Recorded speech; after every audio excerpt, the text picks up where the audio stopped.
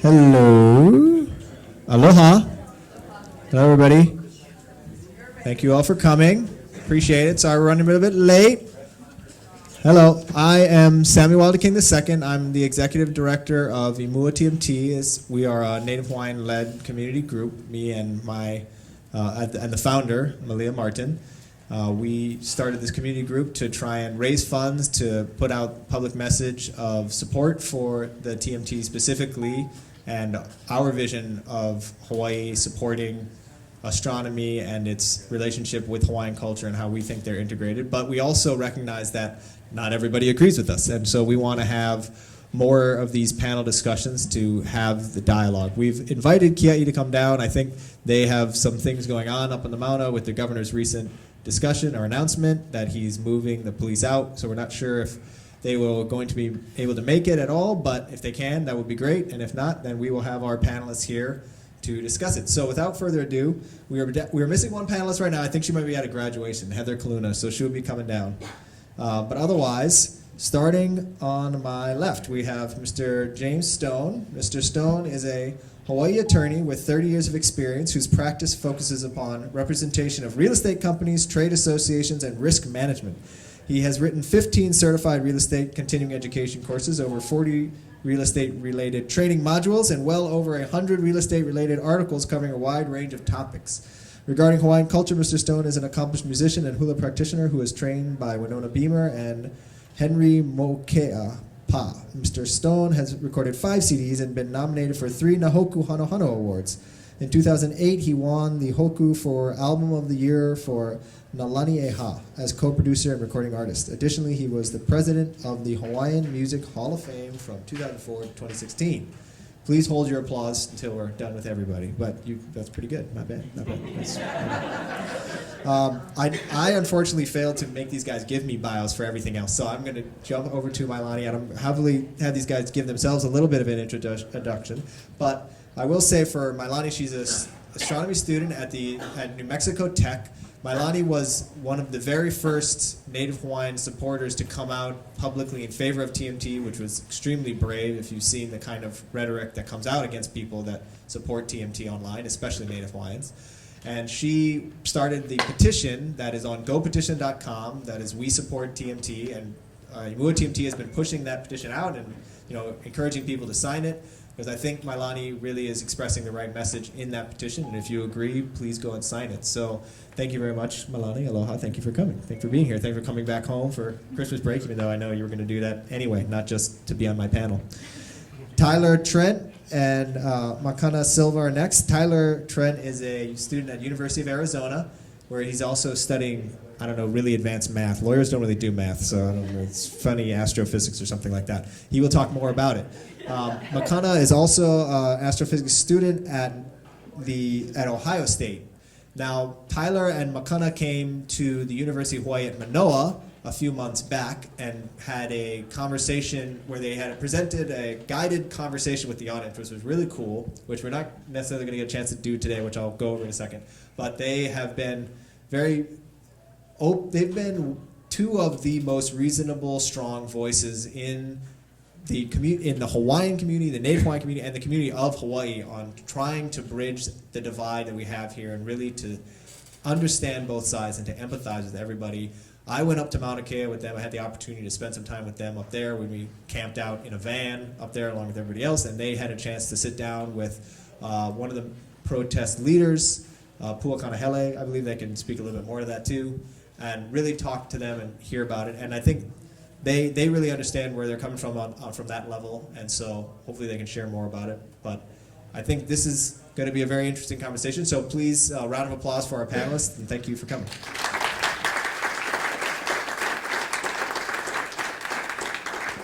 So what we're going to try and do is, because a lot of times this conversation can get heated, which is a good thing in some sense, but we also want to maintain we want to respect everybody's time in the audience and online, and we're streaming on Facebook Live through Imua TMT's Facebook page, and we also want to respect the panelists' time. So we're asking everybody to write their questions down on the piece of paper we've passed out. Please send them up. Olivier over here, who has been helping set up this whole room. Please round of applause for Olivier real quick and his team. So if you please pass the questions up, you can just walk up, give it to him, or you raise your hand, he can come over, just give them to me, and we'll just go through the questions, and we'll make sure we get the audience to weigh in on it. So, wow, man, you are just on top of it, sir. Thank you very much. Appreciate that. Please write as clearly as possible. This is good, but just clearly as possible. Print, no script, because I went to school when I was a millennial, and we didn't teach cursive, so. So without further ado, I just want to start off with some opening statements from the panelists and share their thoughts, and we'll go from there. So, Mr. Stone, beauty first, so you go. Well, Mailani really, but I'm giving you the... I represent the age diversity in the panel. My name is James Mauliola Keaka Stone, Jr. I'm 63 years old, and for most of my life, in my family, in my community, the scientific use of Mauna Kea was viewed as a positive thing. When I grew up in Hilo, my father would take us up, and we have 5 kids in our family at that time, and my mom and my dad, in a 64 Volkswagen Bug. And for those of you of a certain age, you know that Volkswagens are really particularly good in going semi-off-road. And when all the other big American cars were sliding off the road, and those days, 1962, 3, 4, and 5, the road was unimproved. And in fact, there was no road all the way up to the summit. It wasn't until 1969 that we actually had a road of some sort all the way to the summit. You could actually go up higher in a little Volkswagen than you could with any other vehicle other than four-wheel drive. But our experiences on the mountain had nothing to do with an imposition of a narrow religious view and use of the mountain. It was used by ranchers and hunters from the local community. And it was only the beginning of an interest in using the mountain for a scientific purpose.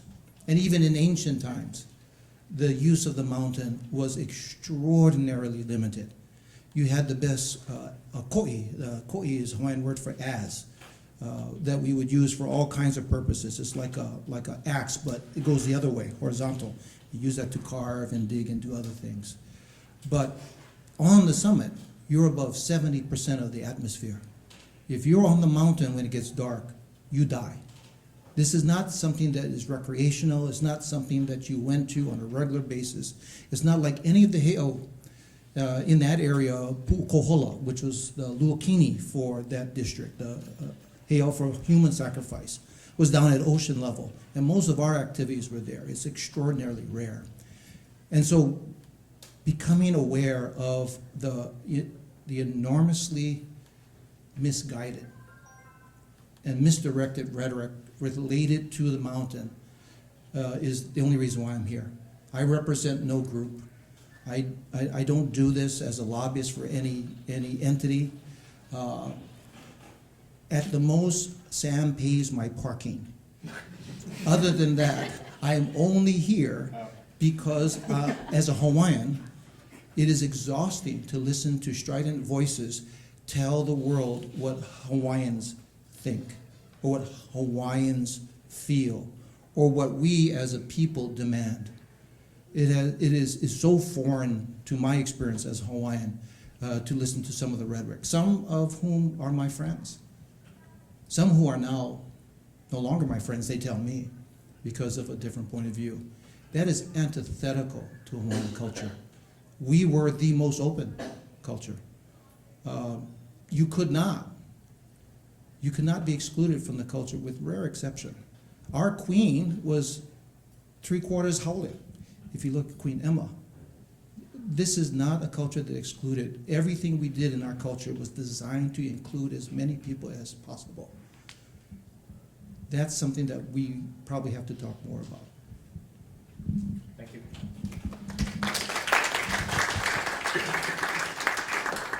Mailani? Aloha, I'm Mailani Neal. As Sam had mentioned earlier, I started the We Support TMT petition when I was a senior in high school. I attended Kamehameha School's Kapalama campus from the age of 12 to 17, and then I came home and I went to Hawaii Prep for 1 year. And I aspire to serve as an example of what our keiki can achieve by being afforded the opportunities and taking advantage of those opportunities so that we are able to pursue our dreams, whatever dream that may be in any field, not just astronomy or STEM. And so that is a big reason that I support TMT, is that they have really shown their commitment to bettering our island community at a foundational level. Not just, we're here, we're going to do some surface level benefits. They're looking to benefit our education for the future, and I think that that is something that will really stand strong in the years to come. Thank you. Tyler? Hi, everyone. So my name is Tyler. And first off, I'd just like to say that I don't want to give off the impression that I speak for the Native Hawaiian community or that I am defining what the Native Hawaiian culture should be or shouldn't be. I'm just speaking what I feel and my story. So a couple years ago, me and my good friend Mauna, we thought a lot about, because we're both astrophysicists, and we thought a lot about, how does our astrophysics identity relate to a Native Hawaiian identity? Are these two separate things living in two separate worlds? And the more we thought about it, and we thought how our ancestors got to these islands, and really how they did all the amazing things that they did, the farming, the fish ponds, and the stories that they told, it made me realize that they thought deeply about the universe and reality. And that's what I do today. So for me, much like what compels the Kia'i to do what they do, I feel compelled to do what I do. It's more than just a passion, it's my kuleana to be an astrophysicist. So, thank you.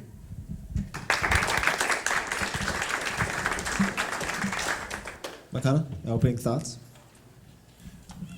Well, since I'm the last one to follow, I'm going to make mine quick. Aloha mai kako. Hello. So yeah, my name is Mauna, everybody. From Oahu, from Waianae. I will rep that proudly. And to be honest, I think everyone here pretty much said what I'm going to say, so I'll make it quick. I'm not here to speak on behalf of Hawaii. I'm not elected in any way. I'm just my own soul, my own boy right here, just speaking my mind, speaking my heart, right, through my lens of life experiences and how I interpret them. Personally, I'm tired of hearing or seeing Hawaii's keiki struggle, the education, right? For me, I was fortunate enough to come under Pauli's wing and go to Kamehameha, but that wasn't always the case. And for me, I'm saddened when I see how the education here is treated with just little compassion. And when something's trying to come in here and they want to invest in the future for our keiki, right? Not for me, I'm poverty, I'm getting old. But for the next generation coming. Easy killer. For the next generation coming. Calm it down now. For the next generation coming, I think our legacy is what we leave behind for them, a brighter future than what we have now. And I do truly believe that TMT is going to help with that. That's just one aspect, right? The legacy we leave for our keiki. And also for me personally, a lot of people have been saying that, of course you're going to support TMT, right? Because you study astrophysics. I mean, for those who really know me, my journey wasn't always through physics, right? I've had many paths, career paths or whatever. So it's not just for some career aspiration that I'm doing this. I personally believe as a Hawaiian that TMT and the astronomy that goes up on the summit, I do truly believe that is a true form of practice, right, that our people did of studying the stars, just literally through a different lens. We're studying them in different ways. We're understanding them in different ways, right? And what better way to pay respect, what better way to live out that legacy than to continue the work that's going up on there, perpetuate the work, and to share it with the world, with the stamp that it came from Hawaii, that was done by Hawaiians. That's the future I think is very, very near, or within grasp for us Hawaiians. Thank you. That's just my opinion. Thank you. So you might have seen our friend Heather Kaluna sneak in here. Dr. Heather Kaluna is the assistant professor of astronomy at the University of Hawaii at Hilo, born and raised in Paoa. After completing her BA in mathematics and physics at UH Hilo, she pursued her PhD at UH Manoa's Institute for Astronomy. Along with being a local girl with a career in astronomy and science, Dr. Kaluna is also a native Hawaiian. She says the majority of what she learned in terms of how her culture and astronomy intersect has come from her own pursuit of knowledge. Quoting her, "Nowhere else in the world can you pursue a degree in astronomy while also learning about traditional Hawaiian practices." So please welcome Heather Kaluna, Dr. Heather Kaluna. And Doctor, we are simply giving our opening thoughts. Everybody's gone down the line, so please go for it. That was you. Yes. So please, your opening thoughts just on TMT, the situation, your journey with it, and this whole process. Aloha mai kako. I think really just having a conversation with some friends on this, I think it's just a time of change and, in many different ways. TMT I think is one aspect of that. We can look at the whole world and try to understand how do we as a species fit into this world. And I really very much see what we're experiencing right now as something that is not necessarily unique to us. Like, we are all trying to figure out the best way to take care of our lands, the best way to make our way forward while holding on to the things that we cherish.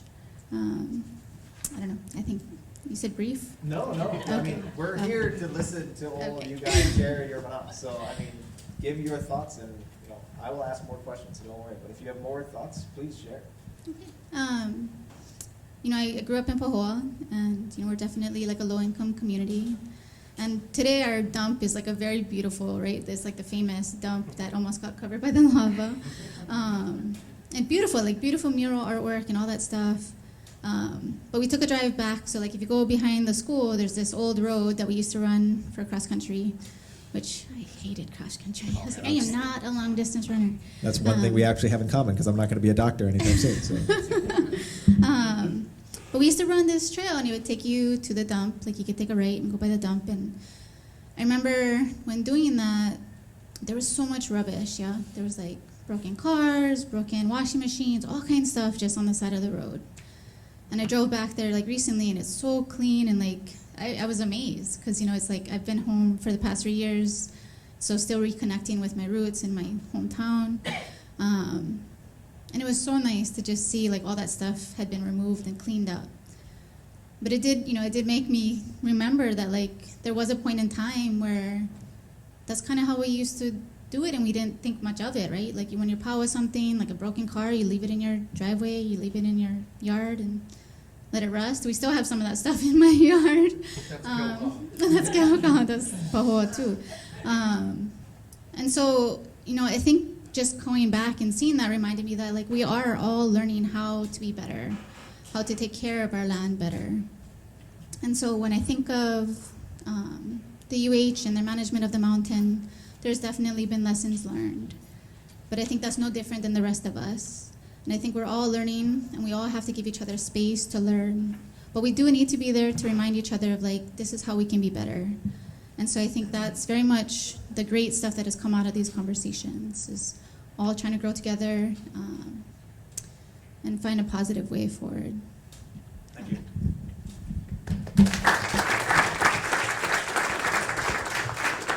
I think that's actually a great spot to jump off from, and specifically for you, Tyler, because I know you've really dug into the audits that have come out about Mauna Kea's management. And so just, reading audits is so exciting for so many of us, but they are really useful documents. I mean, we do learn a lot. So what have you learned from your exploration with that and your understanding of those documents? Speaking on, what Heather's brought up with this learning and what the telescopes have learned. Yeah, so I think, the most memorable audit is the 1998 state audit of the stewardship of Mauna Kea. And I guess from, going through it, the main thing is basically that there was an imbalance of the way that University of Hawaii was allocating their resources and time. They were developing this mountain with the telescopes, and particularly the main concern was there wasn't enough protection on the cultural sites. There was other issues that was, I don't want to say minor, but those were I would say the biggest things was the cultural site protection, the natural resource protection, just wasn't as high as a priority. But then since then, the following audits,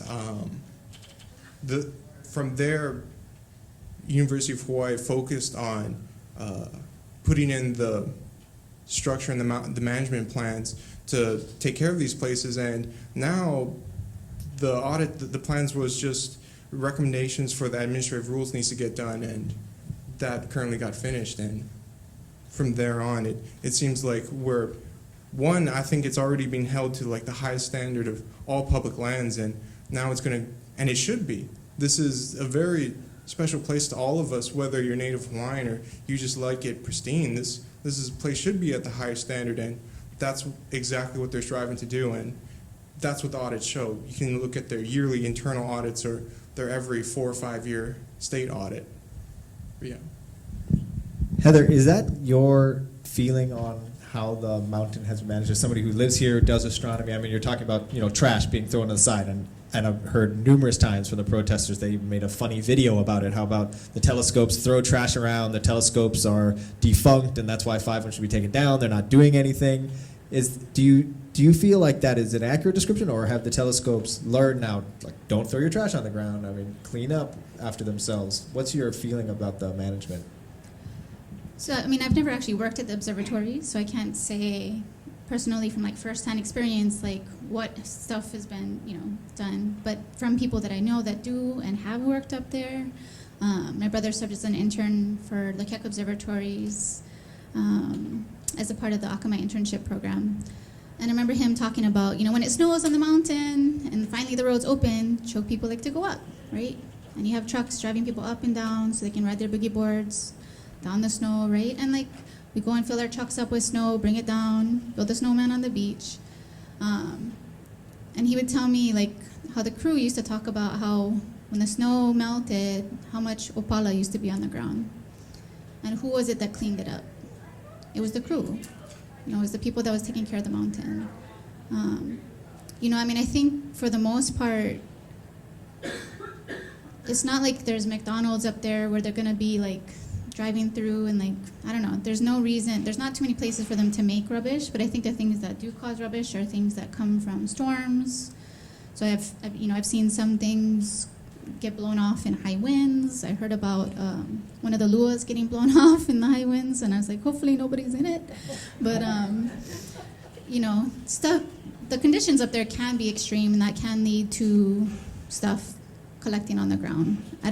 From what I know of the staff, that I don't know anyone that would purposefully do that. So yeah, I don't know. Yeah, absolutely, Mylon.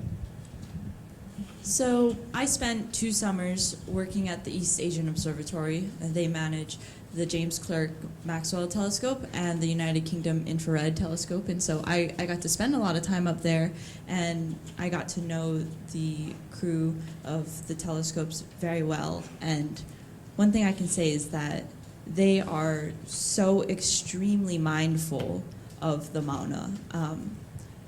This might sound like a sad little example, but just something I noticed is everyone up there carries a reusable water bottle. Like that doesn't sound like a big thing, but here we are on the podium with plastic ones. That's just me. That's my bad. But even in our weekly meetings, we would discuss the plan for each day, and part of that included the management of getting the waste in the telescope off of the mountain. And you may not think that that's something that really needs to be thought of, but it really is. That has to be done safely and on a very scheduled time too, so that it's not overpiling and somehow getting onto the landscape.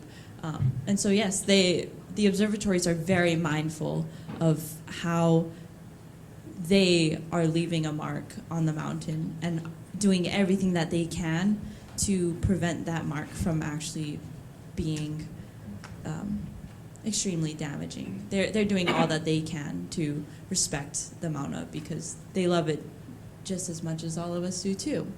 A sad little experience, a personal experience of mine was I had been up on the mountain stargazing, and I sadly saw a group of local boys go, they were kind of being rambunctious and, saying that they needed to use the restroom.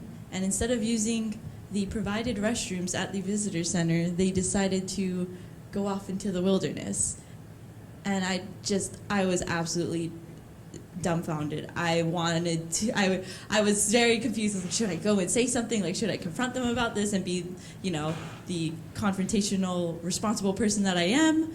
But I decided, that isn't necessarily my kuleana. So that's just sadly an example that I have personally experienced.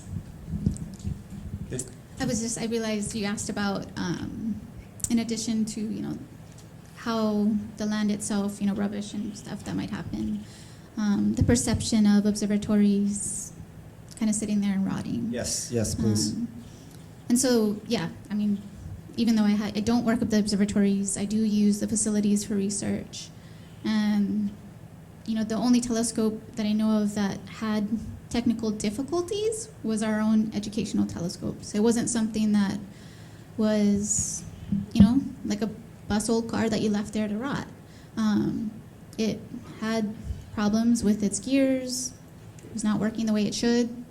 Work was being done to replace the observatory, and that's the most extreme example I've seen for something that was sitting inactive. But otherwise, are I've heard this before, but I've never discussed it on the panel. The telescopes that are slated for decommissioning, are those currently producing data? So the Hilo telescope, no, right? So still, at this point, as soon as things got decided that things are going to get decommissioned, we cannot put our new observatory there. So that thing is not being able to, or it's not able to produce data. But everything else, yeah. Yeah, jump back in. Yeah. So, sorry. We really want to hear from you two anyway. The rest of these guys old newsers. So, sorry, just another experience that I've personally had was I was actually invited to spend a day with the Office of Mauna Kea Management. They wanted to share with me really what they're up against with managing the mountain. And I don't know if you and the audience have been up to the visitor center, but it's a really small visitor center. There's not much parking, if any parking, and there are so many people there to see this magnificent mountain. And the Office of Mauna Kea Management is not nearly provided anything close to the amount of resources that they need. And so, personally having the chance to speak with them and ask them directed questions about certain aspects of their work made me realize that these people really go up and beyond to take care of the mountain with what little that they are given to do so. My understanding is TMT is going to be paying $800,000 to assist directly to the Office of Mauna Kea Management. Have you studied that? Is that going to help? Oh, Tyler, go for it. I don't believe it's directly to the Office of Mauna Kea Management. I think it's Mauna Kea Stewardship in general, which encompasses Office of Mauna Kea Management. But I think it's, yeah. Will it help? Remember, Greg Chun told us the number that's being spent on the stewardship right now. Was it $4 million? Yeah. Oh, it was about $4 million. So Greg Chun, who's currently the director of Mauna Kea Stewardship, when we had a meeting with him, he said that currently the amount of resources they have is about $4 million. That's how much they spend. Now the $800,000 is not mean like, oh, we're going to keep it at $4 million, but they're helping. It's supposed to be another $800,000 on top of that. So I don't know, what is that? Almost like 20%? 20%? So yeah, it would be a 20% increase in the available funds for the stewardship. Sorry, just going to chime in a little Absolutely. bit. So, from that previous experience that I had, there needs to be really an entire restructuring of the aspect of having a visitor center on the mountain. expanding the current visitor center right now is not an option because it's in a conservation district, is what my understanding is. And so that's why this issue is running much deeper than just saying, make the visitor center bigger, expand the parking lot. We really do need to restructure and really aim to find a way that we can accommodate people coming to the mountain from all over the world as well as locally to experience the Mauna, but also in a way that will keep everyone safe and keep the Aina pristine as much as possible. Makana? So on the topic, real quick, just about, telescope and being mindful of their, Apollo and whatnot. Tyler and I were given the opportunity to actually go up to the summit August, September-ish, and we actually got to go into a couple of telescopes. One of them was the Canada-France Hawaii telescope, CFHT. And, well, first off, I'm not an engineer. I don't work up there first. I'm a theorist. So for those who know the story, I'm on the other side. So, but going up there and seeing it was grand and beautiful. But, hearing the discussions from, other people saying do the telescopes produce this kind of waste? Is it this endangering to the environment, et cetera, et cetera? We asked them that, and they said, come.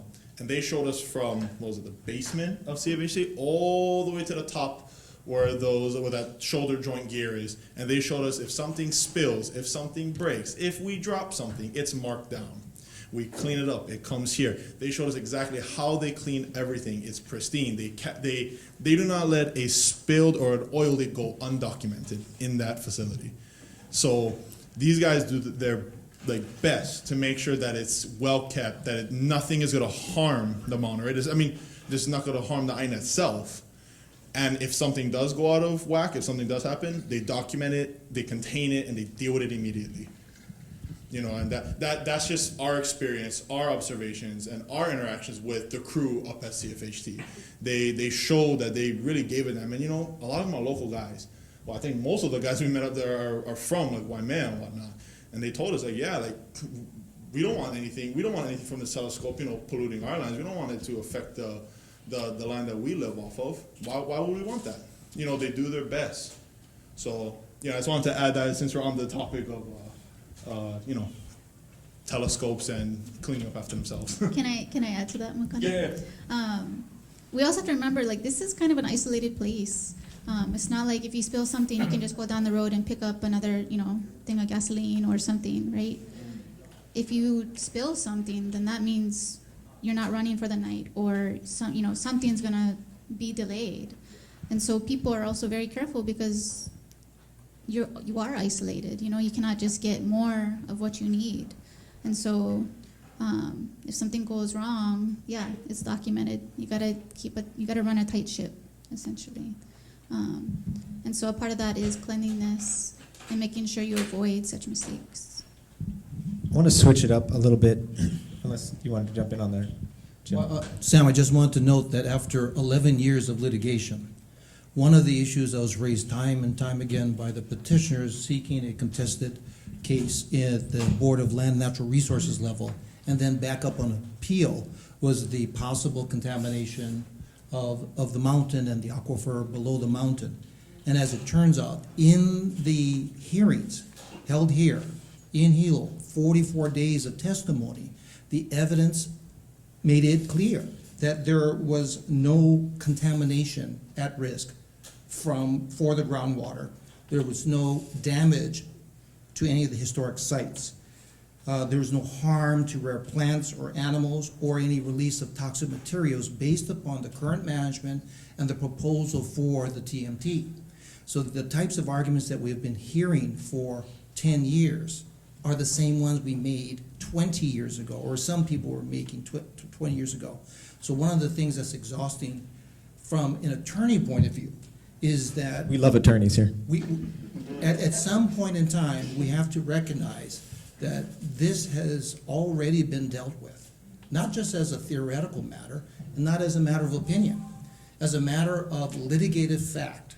Now it's gone up to the Supreme Court twice, and the people who are demanding due process to ensure the safety of the mountain had that day in court, and it turned out to be 44 days.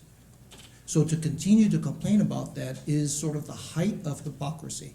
After having gotten what you wanted, which was the ability to show the proof and support your claim, and not being able to do so, and to continue to complain and whine about that. I'm sorry, we don't come from a people of victims and whiners. Imua, everybody here has a connection to KS. And what was Kamehameha's motto? Imua, only forward. Are you KS too? Okay, we have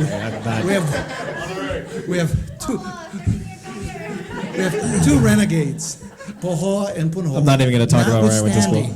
Notwithstanding those issues, it is one of the things that as a Hawaiian is the kind of thing that is most disturbing. I come from a family of engineers. I have 7 engineers in my family. I am the only attorney. And so I'm very familiar with the sort of soft-spoken, methodical way engineers speak on panels like this. We don't do that as attorneys. Our job is to make the other side cry. But you have to have the evidence to support it. And once that ruling is entered, you stop crying. You move on. Full disclosure, I am also an attorney. I'm sorry. So just nobody likes attorneys until you need an attorney, and then all of a sudden they're your best friend. On that front, I wanted to talk a little bit about SACNAS, but since you brought up the legal aspect, I know. Why don't we start with you, Jim, just briefly, and then we go to everybody else on this topic. What do you think about the tactic that's being deployed here of blocking the road? I mean, I think it's clear that it is illegal, but I guess that's going to be debated. But as a tactic going forward, as a form of protest, there's a discussion about how it's civil disobedience, it's protection, freedom of religion, freedom of speech. Do you think that's a tactic that our society should allow going forward? Yes, and I think you have to understand the motivations and psychology of movement politics. From a movement standpoint, it doesn't matter what anybody else thinks. Movement politics are the politics of 5-year-olds who throw themselves on the floor and kick up their feet. Anything other than their point of view is wrong by definition. And ultimately, they're not out to win a case.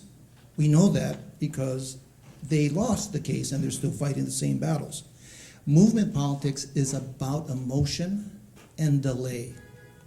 If you delay anything long enough, it will die. And their hope is delaying the telescope long enough, it will die. As the Supreme Court said in Brown versus the Board of Education, justice delayed is justice denied.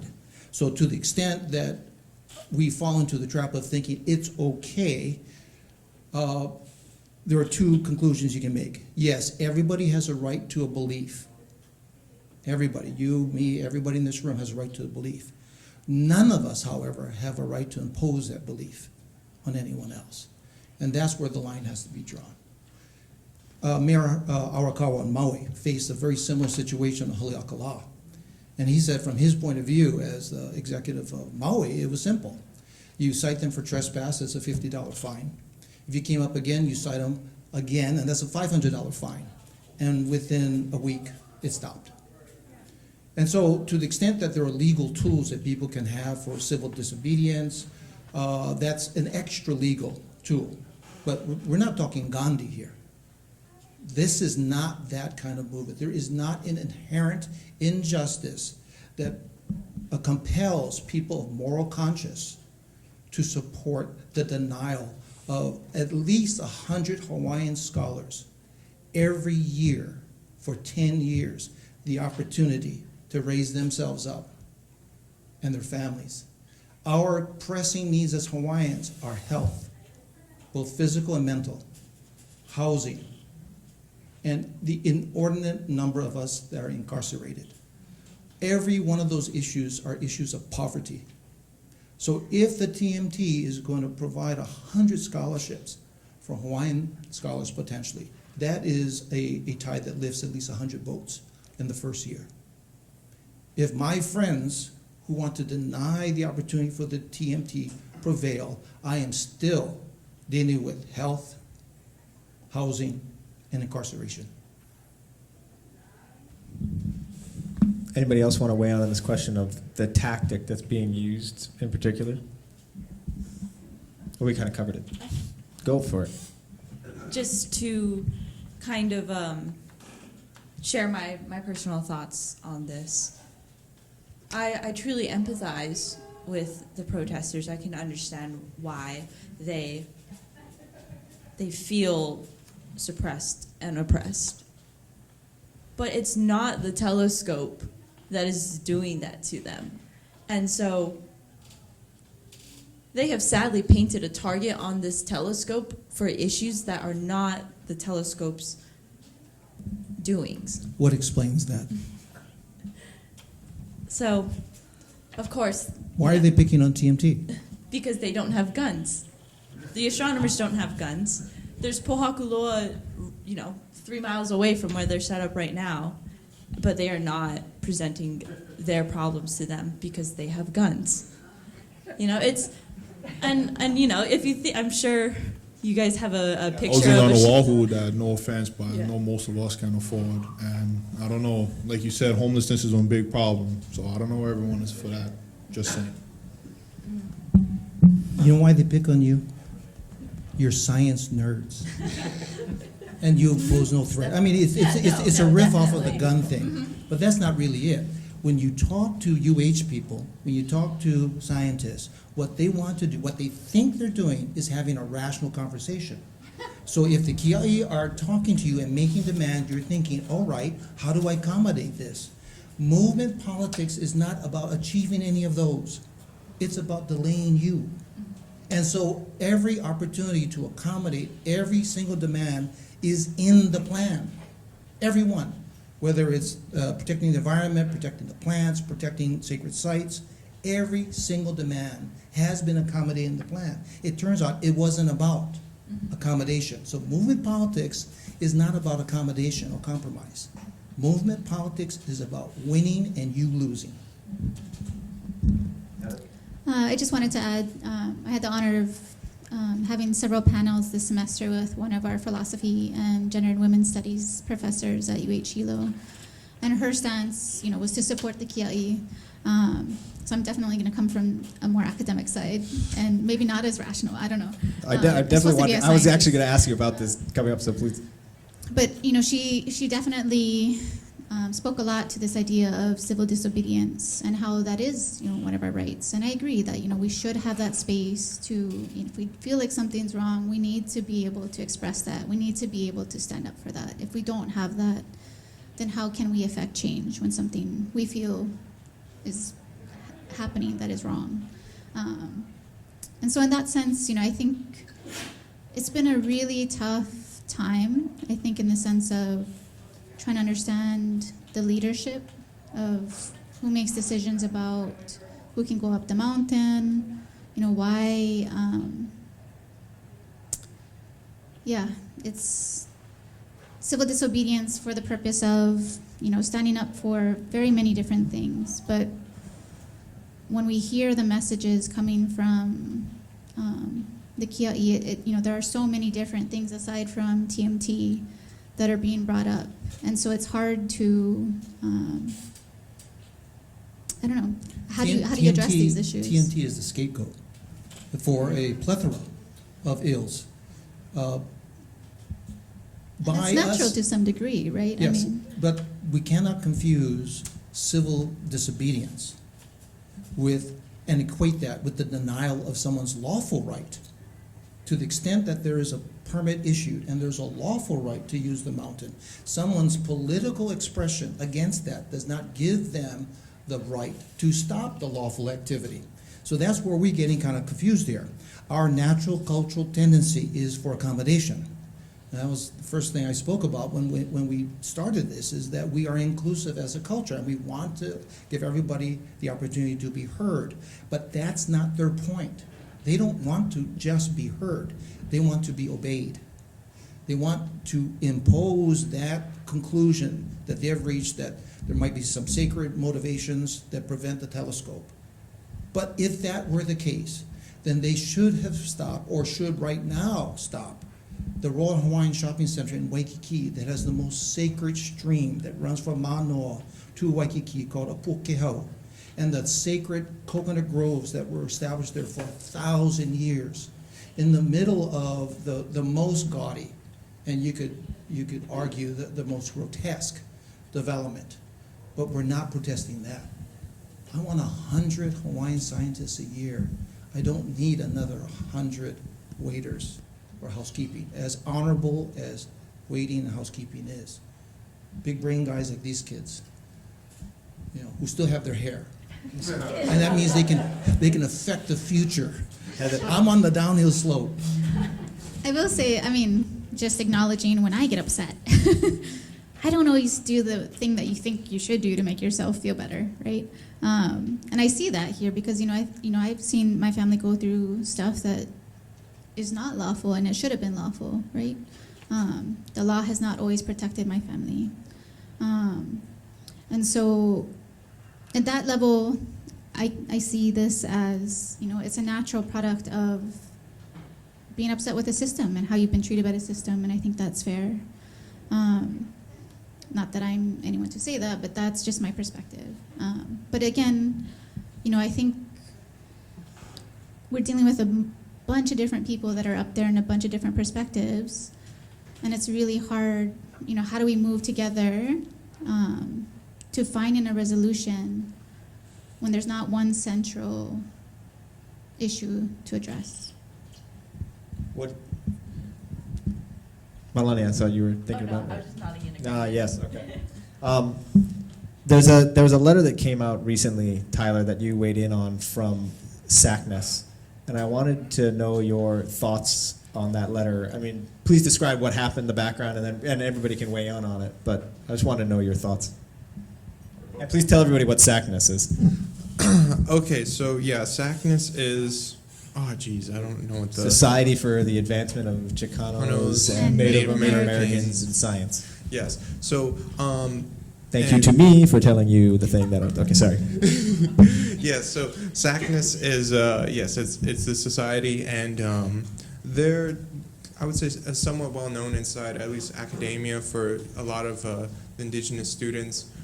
A lot of my friends are members and have benefited quite a bit from being a part of that society.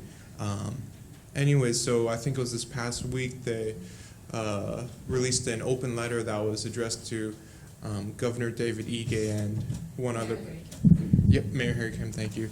And they're demanding, or was it urging, for the halt of the construction of TMT. I was not upset when I read that part. Disappointed that someone didn't see it the way I did. But the part that was upsetting and really hurtful was when they spoke about the Native Hawaiian culture as just being against the TMT. They did not even acknowledge that there was any Native Hawaiians that were supportive of the TMT. And they made it seem like that they are supporting Native Hawaiians, and by supporting Native Hawaiians, that means that they should be against the TMT. And that's hurtful for me, because as a Native Hawaiian, I am for the TMT, and by them saying that they support Native Hawaiians, but only, speaking on the opposite position, it makes me almost feel like I don't exist, or I'm not really Native Hawaiian, and that's what Makana and I authored a letter to them about, an open letter, and we spoke about how for them to say that Native Hawaiians have a singular view of the utilization of Mauna Kea, it's wrong. We are a diverse culture with many different ideas and beliefs, and their letter specifically emboldens that argument that says that if you don't believe this or that, then you're not a real Native Hawaiian. And that was so hurtful, because that's the type of thing that I've gotten told multiple times. If you don't believe that the Mauna Kea should be this way or that way, then you're not a real Native Hawaiian. You have no cultural identity as a Native Hawaiian. And that's what I felt like this letter emboldens. And I think that's what it promotes as well. Yes.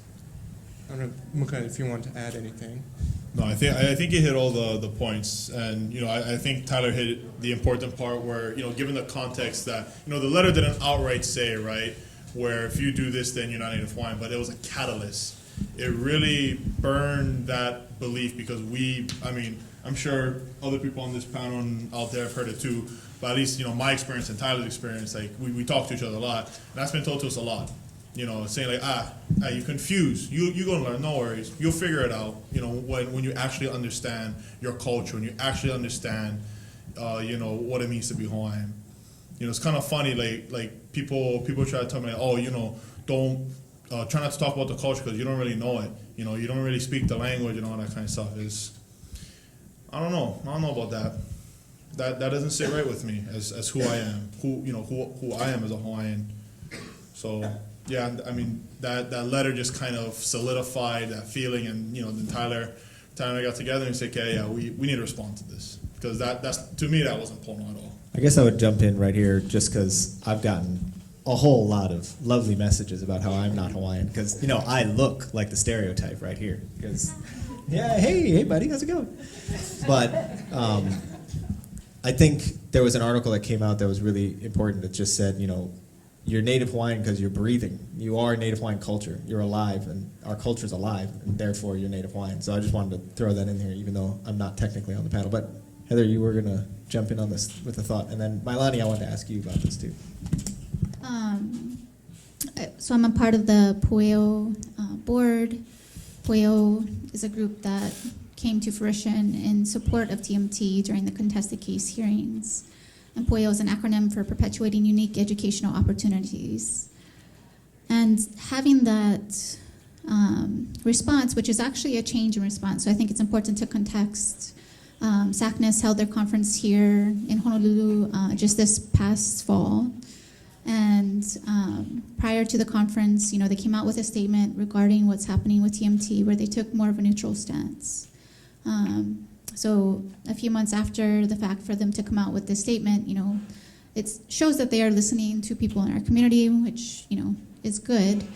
But at the same time, as someone, who attended the conference and had 2 of their students attend the conference and who do research using the facilities on the mountain, I had to ask myself, where do my students stand now? Would they be welcome at such a conference, given such a stance and letter written to Governor Ige? Because if you view the mountain as sacred, then do you feel like any research that's coming off of the mountain is no longer acceptable to be presented at that kind of conference? And so for me, that's a concern because this can impede the educational opportunities for my students. So the whole, I don't know what they would do, but that's a concern, right? I don't know the implications of them taking a stance on TMT because they view the mountain as sacred. What does that mean about the use of research or the use of the observatories for research, given the observatories that are there now? So it's a complex, I think it's just such a complex issue. It's really, I think it was just something that required perhaps more discussions with our community for them to form a bigger picture of the implications of what such a statement might mean. Mailani, please speak to that to the extent you have some thought on it. But I also wanted to ask you about you don't need to dwell on it because I think it kind of hit you personally, but kind of the threats that you've seen online towards you personally, towards other people, and kind of how that made you feel. So, I guess to also share my thoughts kind of on the SACNAS letter. I personally haven't had any experience with SACNAS, but I can imagine that for students such as Tyler and Makana, that this act of taking a side really marginalizes and excludes individuals. And that is the last thing that we need in this situation. And so for an action like that, it's very uncalled for and unhelpful and harmful for the people in this community. And so I think that the leaders of SACNAS should have perhaps come to this conclusion I would have hoped they could have. As far as also kind of building off of Makana's comments of people telling him that he's not Native Hawaiian because of his support for the telescope, I have received quite a few of those. A couple of death threats here and there. You got the most graphic one, which you won't describe, but I will because it's not your job. But functionally, I think it was something about spilling your expletive blood out on the mountain or something like that, which I think that person apologized for profusely. But is that, I mean, do you think that, how does that color your feeling, your opinion of this situation? Or is it something that you've, taken in stride and moved on from? So this particular threat had come on Facebook, and so it really does shed light into the whole media aspect of this situation. People feel that they're able to say certain things behind the screen with their fingers typing, but I am certain that if said person had the opportunity to speak to me face to face, that I'm sure said person would not have had the nerve or the willingness to do that. I don't think that anyone really truly wished that. I don't think that the person meant it with their heart that they wanted that. And so this really does shed into the involvement of media, social media, into this situation and how it is portrayed to be very biased. And social media is supposed to be connecting us all to one another. But in reality, in this situation with TMT and Mauna Kea, it's separating us even further. And that's why I think these discussion panels and even just hopefully the willingness for everyone here and everyone in the situation to be able to talk with one another is what will slowly over time hopefully bring us to a resolution, maybe a middle ground, maybe just some way that we can try to move forward together. And sorry, to specifically address your not Native Hawaiian comments that you receive is, we as a culture, we have to be willing to evolve as time goes on.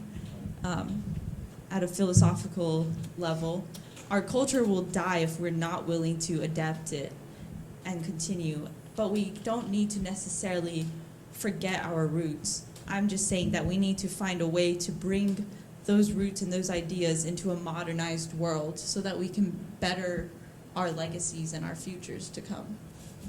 Jim? It's a false equivalency to say what we have to do is listen to all voices. Not all voices are rational.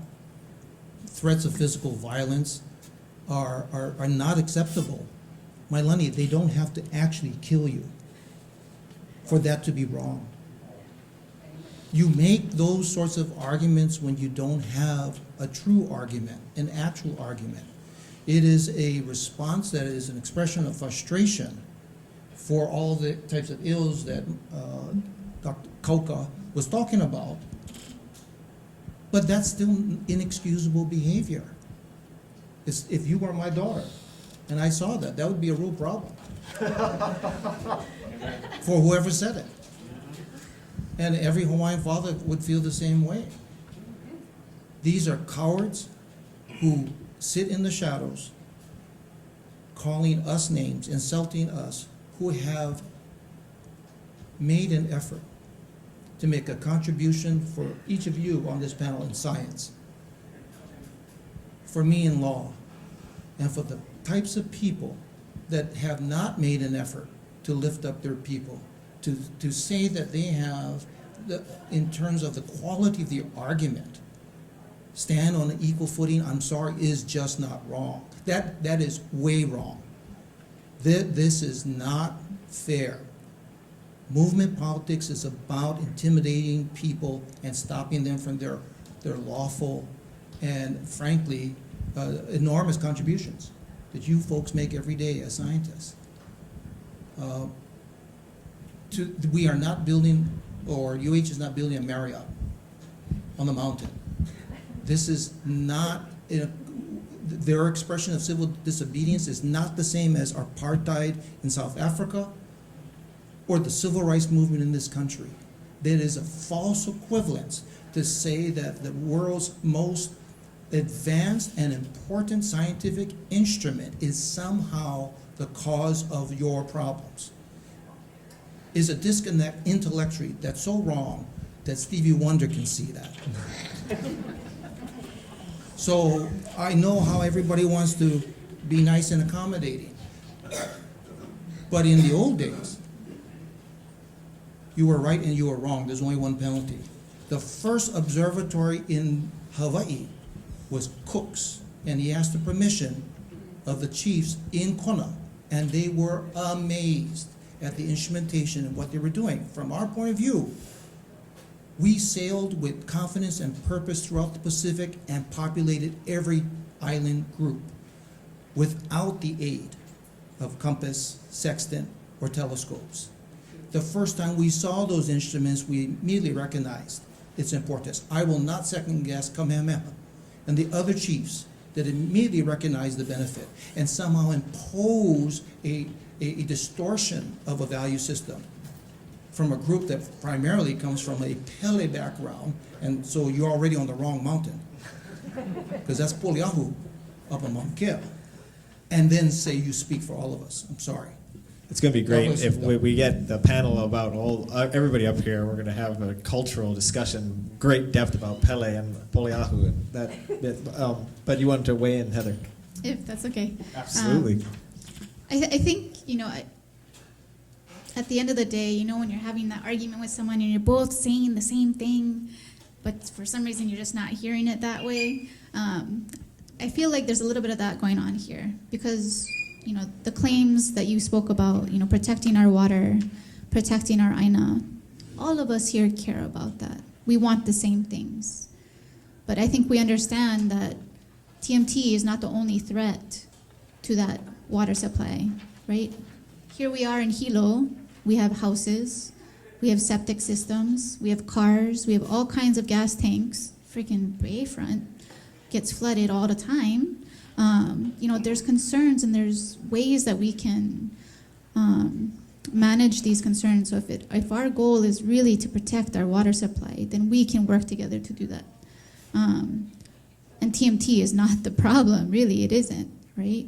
We have a lot more problems affecting our water supply than that single telescope, which hasn't even been built yet. And so I think, when we're having these conversations and we're hearing these issues of it's the water supply and whatnot, I'm not going to touch the sacredness because that's not my religious perspectives, and I don't want to judge anyone else's religious perspectives. But I don't, for me, it's when it comes to these environmental issues, I think all of us here can agree that we very much care about this land. This is our home. And that we all want to work towards preserving that. And so it's hard sometimes when we hear these things and when people hate on us for supporting a telescope because we want the same things at the end of the day. So I know you didn't want to talk about the sacredness, so we're going to talk about the sacredness now. Somebody asked about it. Wait, Sam, real quick. Go I ahead, want jump to in. address one more thing about Sackness, guys, and it's actually kind of going off what Melanie was saying. And there's one thing we didn't address. We addressed it in the letter, but I think Tad and I. You could say it directly to SACNES too. Hopefully, I'm going to email this to them shortly. So, for me, it was a fact. It wasn't just anybody. It wasn't just some random Joe coming up saying this. This is SACNES. They have principles. They're an organization that standing up for indigenous thinkers, indigenous scientists, right? This is not the first conference I've been to, and they helped fund me to go to Long Beach. So for me, I was like, wow, I'm glad that I'm a part of this. They believe in me. They want to help me, and for them to kind of just I don't know if it was intentional or however, but the way it came off, it was, in my opinion, reckless. It was inhibitive, and in my opinion, the way that the grounds that they stand on in terms of diversity and helping those whose voices are normally suppressed and they want to think about it, I feel like they went completely back on that. And to me, that seemed like a real slap in the face coming from SACNES of all organizations, first off. right? I want to address that. Like when Tyler and I were talking, that was the main thing that felt weird about it. That this came from SACNAS, right? That's how they perpetuate their name, by helping indigenous students, helping indigenous scientists, become worldwide, become global leaders.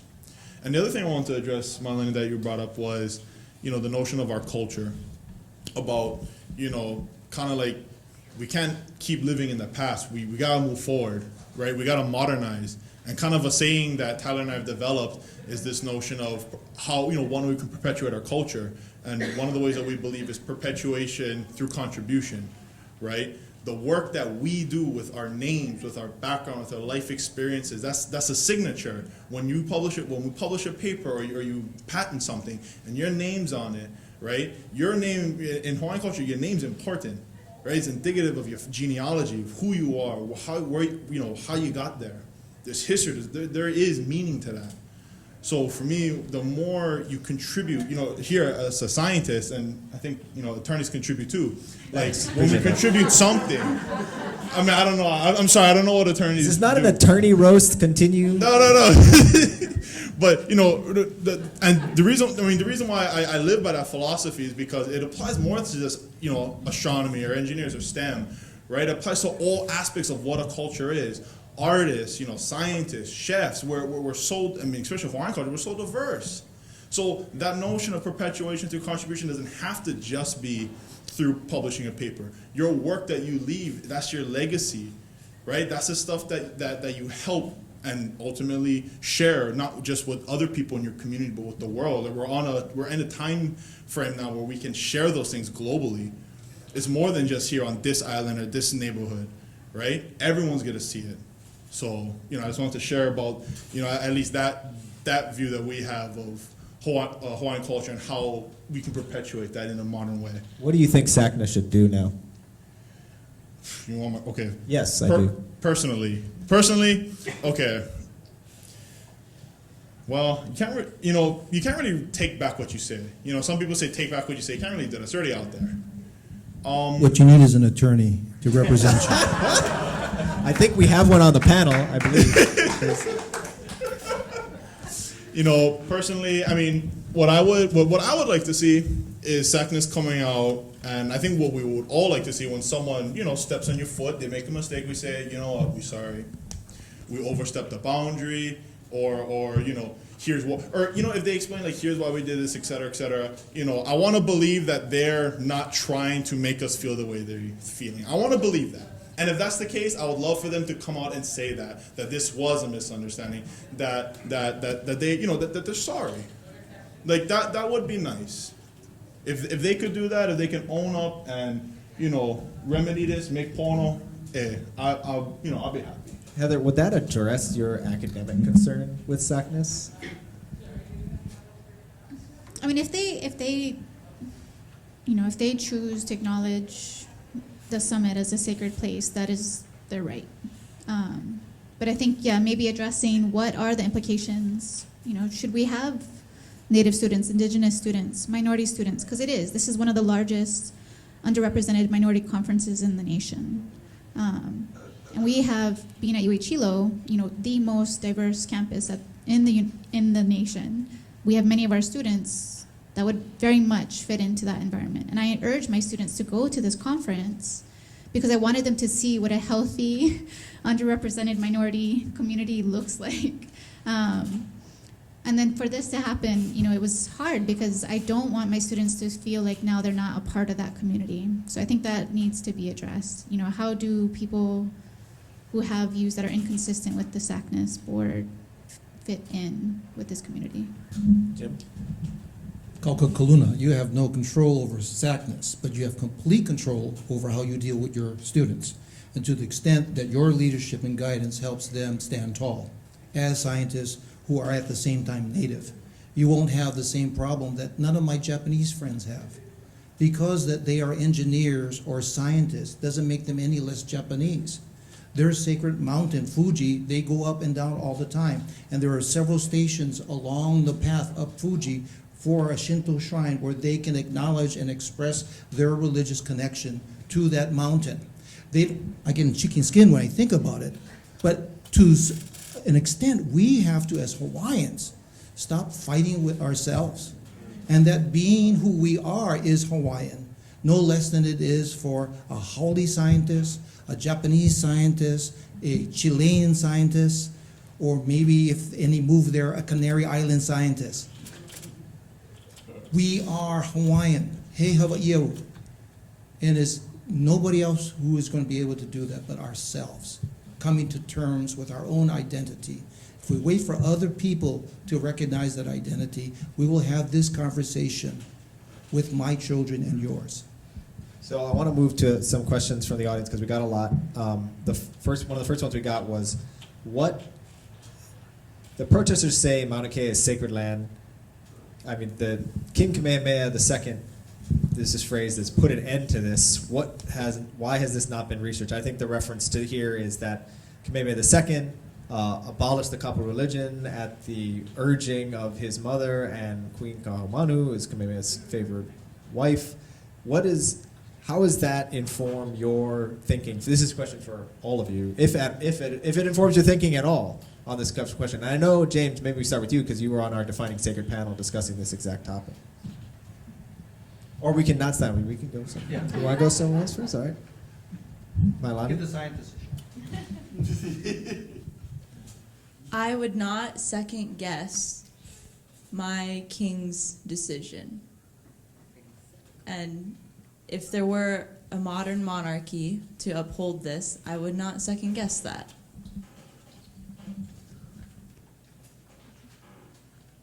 Heather?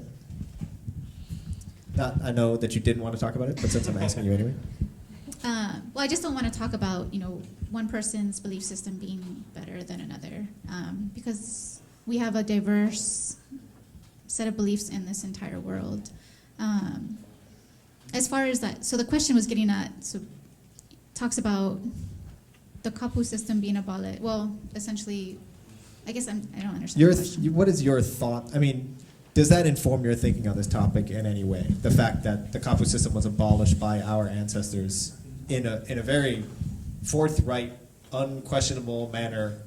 Temples torn down, the system abolished, kapu broken, eating men and women. One of the incredibly feminist act, in my opinion, because men and women couldn't eat with men, which is just weird and boring. Why wouldn't you want? Anyway, so the fact that was abolished, and then and to the extent that was a very important part of the culture. I mean, we can emphasize that, but we all changed. But there was also a war fought. We fought a civil war, not to the extent that should or should not decide things. It gets very complicated because Kamehameha conquered the whole state through war, which is why we're called Hawaii, and there's an island called Hawaii. So clearly, war was an important part of our culture back in the day. But does that historical fact inform your thinking on this topic in any way? Yes, it does. It shows me that we are a reflective people, that we are willing to make changes, and sometimes some very critical, severe changes in what we feel like is a step forward, because I think that's what that was, right? As a woman, and having studied that, and acknowledging women's rights, that was critical. And so I think it's important, that is definitely fed into my mind of what does it mean for me to be an astronomer as a Native Hawaiian? Am I, having been the second to Paul Coleman, there's no precedent for what that means in the professional sense, right? And even in the traditional sense, we did not use observatories to do astronomy. And so what I'm doing is new. What my fellow scientists here are doing is new, right? We're groundbreaking. We're setting the path for hopefully what will be a beautiful tradition that is embraced by our community, right? The abolishment eventually became very much a good thing, right? It wasn't something that suddenly the people were up in arms about. There was disagreement. There were some people up in arms, and they were killed in a battle. That was how things were done back in the day. I'm glad we're not doing that anymore, and that, frankly, is one of the things. Well, not everybody was up in arms, right? No, not everybody. Absolutely not. And so it worked out, I guess, in the end. But well, I guess, and that's the other question about it, really, and that's what we discussed too. the issue is not so much that the Kapu religion was or was not abolished, or the manner in which it was abolished, but the fact that there are organizations like SACNAS that come out and say Native Hawaiians are like this, but the reality of the situation is such that we actually eliminated the religion upon which the sacredness claims are now being made about Mauna Kea, where there's this claim of sacredness and everybody's saying, oh, the Hawaiians think it's sacred. This is the most Hawaiian mountain. The rocks out there saying, oh, this mountain is sacred to the Native Hawaiians, except that we severed the link between state and religion when we broke the Kapu system. And so my question is, does it inform you? And maybe it does not, because it's simply something that we've moved forward from. Yeah, so for me, this information is, it is important, because this goes back to, like, what are we defining as Native Hawaiian culture? And, you know, there might be, like, some sense of where people try to make a credibility of, like, okay, well, Hawaiians of old did things this way, so that's what Hawaiian culture is.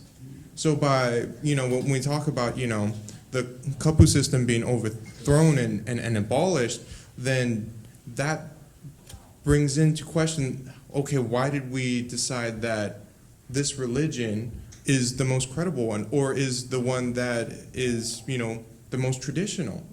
So that's kind of how I see it. It starts to question, how are we defining old Hawaiian culture? Where do we define that it is now, I guess, or how do we make arguments of credibility of one being more traditional than the other? Because, you know, like this, the religion was abolished. So is there any credible argument to say that, oh, this religion is more traditional Hawaiian than not having this religion? Yeah. Jim, you look ready. There's an inherent inconsistency and inherent hypocrisy to claim that a very, very small, narrow portion of a cultural and or religious belief has any control over anybody else's behavior, when the claim is that it is somehow genuine or authentic, when the system upon which it was a very small part of has been, by its own people, rejected. Kapu, for those of you who may not know about kapu, guided everything you did from when you awoke until you slept, and even intruded into your dreams. It was a system of control and a structure of every aspect of every Hawaiian's life. And at the top of the pyramid of this system of control were the chiefs, who were the representatives of the gods on earth, administered by the priest. And the highest priest in Hawaii was Hewa Hewa. And in 1819, it was Hewa Hewa, our highest priest, who instructed all of the kahuna, all the other priests, to join with him and destroy the temples that they had spent their lives in for 1,000 years, had practiced a form of religion which they rejected. And when there was a rebellion against that move, against Liho Liho, who was king at the time, and Ka'ahumanu, who was the regent, who was really the power behind the throne. Nonetheless, that was then played out in the Hawaiian fashion. The exercise of mana was settled on the battlefield at Kuomo'o, where Kekuo Kalani and his wife Manono were killed with muskets. There was no hesitation to use technology by the Hawaiians to exercise a very traditional act, which was the exercise of mana in the most extreme fashion, which is life and death. And because of the outcome of that battle, from a Hawaiian point of view, that settled it. Otherwise, Liho Liho would have lost, and Kekuo Kalani and Manono would have prevailed, and we would still live under kapu today. But the gods did not support that decision. There's a question about the implications of current events, and it's fundamentally, given that TMT has said they're not prepared to begin construction for the foreseeable future and the state withdrawing law enforcement, do you see that as an indication that this is over, that they're moving to the Canary Islands? I mean, I have a thought on it too, and I might have more information, but do you have a thought on it also, Jim? I'm reluctant to impose any intelligence or intention on the decision of the governor to remove the security on the mountain. The strategy for the management of the mountain and the protests is not decipherable as far as I can tell. As far as I'm aware, there's also a year and a half longer on the TMT's permit. So the fact that they're not moving forward now is irrelevant, as far as I know, to the situation. It is irrelevant, but it really depends more upon the money. The various entities that will fund the project will make their own decisions, like they have in the past. I mean, there's a reason why the governor did not immediately go in and arrest protesters at the beginning. And it was at the request of certain entities, TMT entities, because of a political question as to how that would be played out. And there was an election in another country, and at that time there was a request from that government to the TMT to not exercise what could be an ugly enforcement action at that moment. And so I think Kauka Kaluna is correct when she says that this is a very complicated matter, but it's not complicated in the way you think it is. It's not complicated in terms of whether or not there's lots of rubbish or not.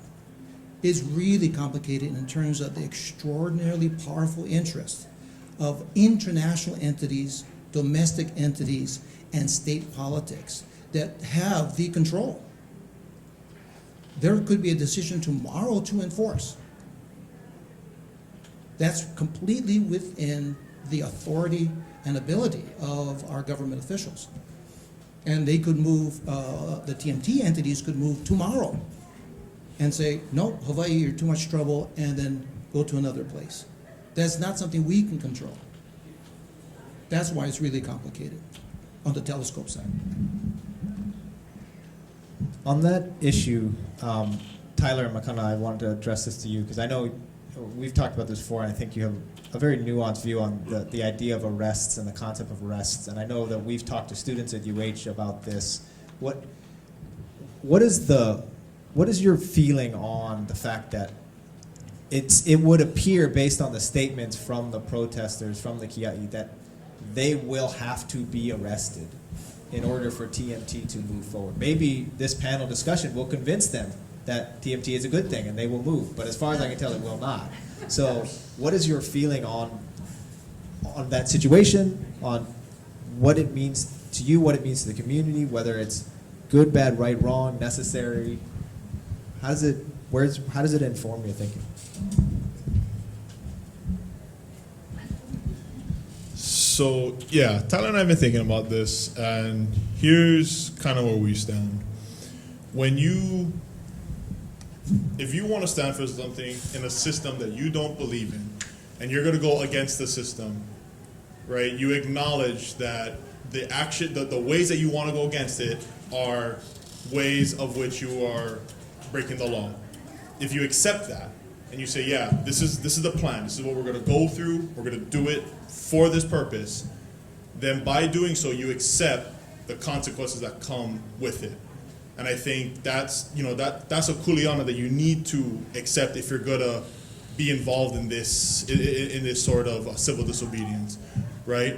Because you are effectively breaking the law, and if you're gonna get arrested and claim that's not right, then maybe you shouldn't be doing it the way you're doing it. Then, if you don't want to get arrested, then you shouldn't do the things that are gonna get you arrested. I mean, it seems trivial, right? But in this climate, right, and with people protesting for things that they believe, it's fine to disagree with someone. That's okay. But it's when you decide to break the law, then it's like, I'll be honest, I have family up there, and I don't want to see them get arrested. I don't. I'm sure people out here have one up there, and they don't want to see that. No one wants to see that.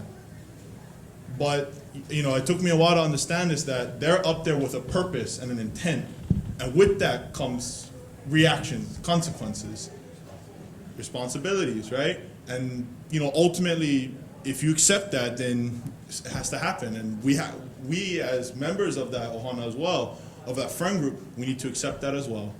So it's gonna hurt, But by them being up there right now, you know, and if it happens, when it happens, it's something that, you know, for me, it's gonna hurt, but it's something that I've accepted because they've accepted it. So that's kind of my stance on it. You know, if you want to add anything to it, Tyler. Yeah, that was just exactly how I feel. And just to reiterate, you know, it is the person's choice. You know, it's very clear how the law works, and I understand that, you know, it is painful. It hurts all of us. It hurts the community, but that is their choice. That is their responsibility, and yes. Anybody else feel like touching that hot button topic question right there? No? Nobody? Jim? Oh, Jim, come on. Oh, there's no question. Jim's like, yes, obviously you need to arrest him. I think we misunderstand movement politics. No, the point of movement politics is to be arrested. That's the political statement. This is not about avoiding arrest. This is about getting arrested, and that allows you to make your statement. That brings the attention to the issue. It creates a sense of martyrdom or a perception of martyrdom. All of that is part and parcel. This is what you had to sacrifice in South Africa was death, or the southern United States in civil rights was death. This is small kind. We're not making anyone pay anything. We take cacao up there, and they have more cacao on the mountain than I have. They could live for the next 6 months on the cacao that's up there. And water, and they have luas. This is not the kind of suffering that you went through if you're Nelson Mandela. And so it's a false equivalency to say that my principled position is somehow civil disobedience, and therefore just like the other struggles of Rohingya in Southeast Asia, whether it's Tibetans in their country, or any of a number of people who are risking life. This is small kind for us. But to answer your question, arrest is the point. Heather? I thought it was interesting that you're talking about the struggle that they're experiencing now, but sometimes I think about it that I don't think they're up there for the struggle that they're undergoing now. It's the struggle that we as a people have gone through that they're trying to represent in what they're doing. I love that you two are arguing the most up here right now. No, I agree. They have conflated it. And to the extent that we do not distinguish between that conflated argument and the actual issue. The conflated argument is Hawaiians have been the victims of an enormous, a series of enormous injustices. It is historically facts. We can point to time after time in our history where the government is taken, where their land is taken, where we're denied even the homesteads for our people. But that is not the same to say, therefore, no TMT. So when you conflate those two, that's where I get sort of concerned. And so as an attorney, I am trained to analyze these sorts of problems in a different way.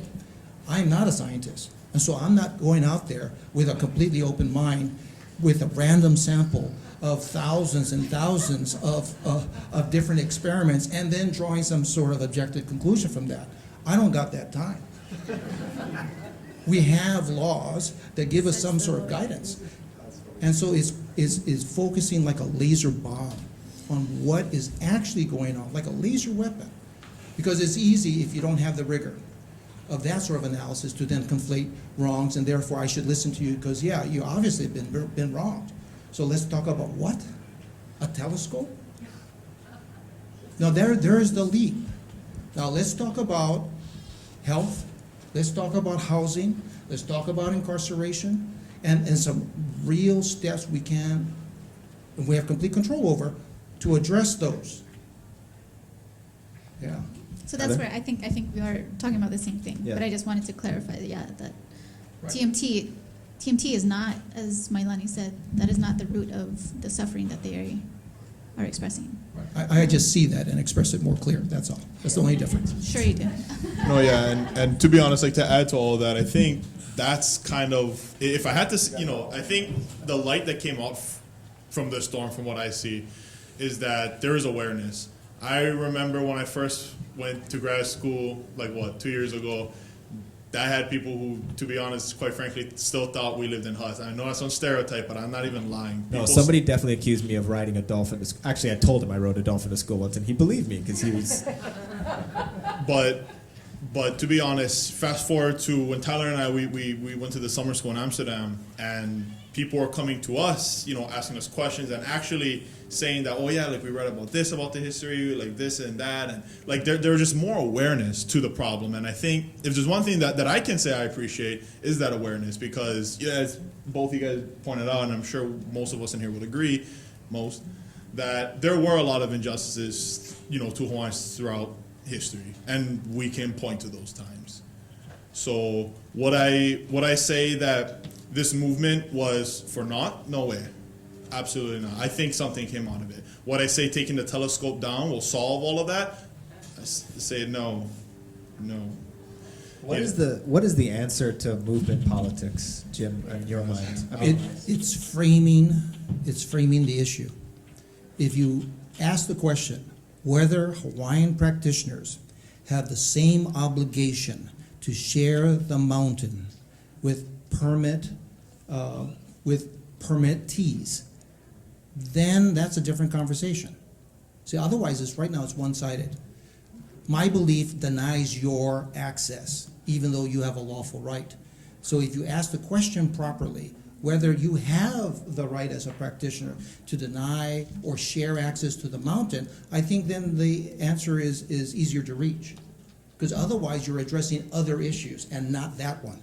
You're addressing the issue of the overthrow of the government, for example, or whether it's denial of access to water if you're a lo'i taro farmer, or it's the lack of housing and you can't even get on the list, or if you're on the list you die waiting for Hawaiian homesteads. There are a countless number of these. If we had 5 minutes to think about it, we'd come up with several dozen. So if we allow the question to be framed correctly, which is another way of saying precisely, not opposing any view, do practitioners have an obligation to share the mountain with scientists? Then you can reach a logical conclusion. There's no authority that allows practitioners to deny lawful access. None. It is an unsupportable position to have.